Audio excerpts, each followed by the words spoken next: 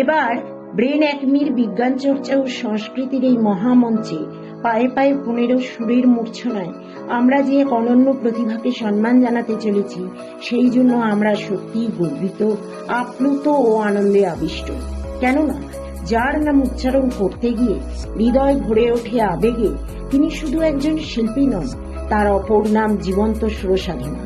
আজ আমরা সম্মান জানাতে চলেছি বিশিষ্ট সঙ্গীত শিল্পী, স্বনামধন্য সুরকার এবং অবসরপ্রাপ্ত শিক্ষিকা শ্রীমতী স্বরূপা বন্দ্যোপাধ্যায়কে।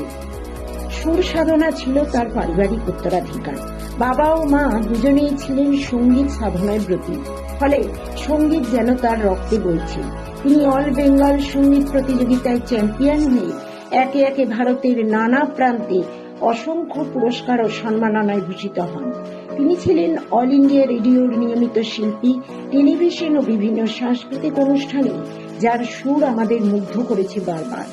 তার কণ্ঠে রেকর্ড করা গানের ক্যাসেট আজও আমাদের হৃদয়ে গভীরভাবে স্থান করে নিয়েছে।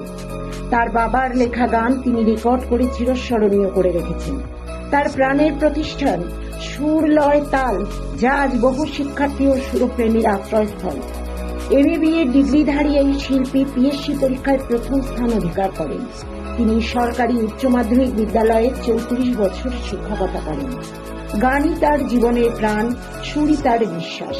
এই গৌরবময় শিল্পী সত্তা, নিরলস সাধনা ও সংস্কৃতি চর্চার স্বীকৃতি স্বরূপ আজ আমরা প্রদান করতে চলেছি brain academy 2026 music prosperity award. এই মহামঞ্চে উপস্থিত হয়ে সম্মান গ্রহণ করার জন্য আমরা সশ্রদ্ধ আহ্বান জানাচ্ছি শ্রীমতী স্বরূপা বন্দ্যোপাধ্যায়কে।